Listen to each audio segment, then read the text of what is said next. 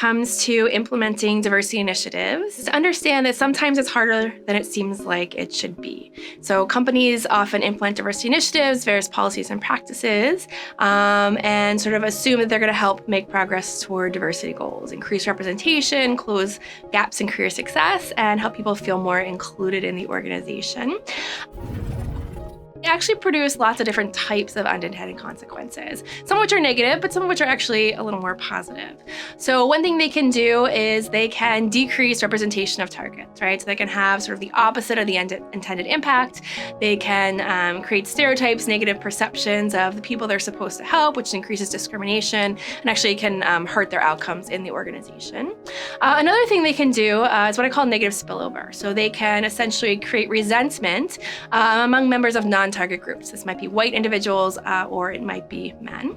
On the more positive side, they can also create some positive spillover. They might signal that an organization really cares about justice and morality and doing the right thing and creating more equality in society.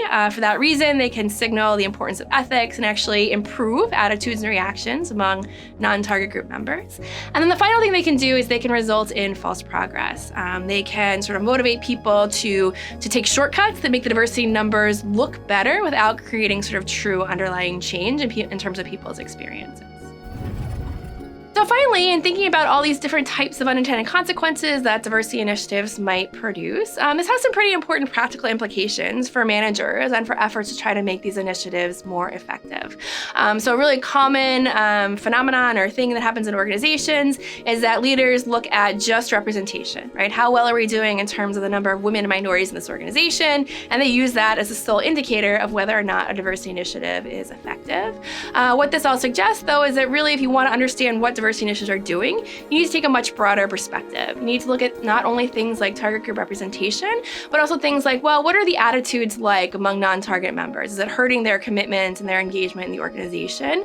You also need to look at things like, well, what's happening on a more kind of micro individual level? You know, what's happening or how's this playing out in the context of sort of everyday hiring and promotion decisions? And then you also need to be really careful about how you think about measuring progress toward diversity goals. Make sure you're measuring in a way that reflects true change, not using metrics that are subject to false progress effects.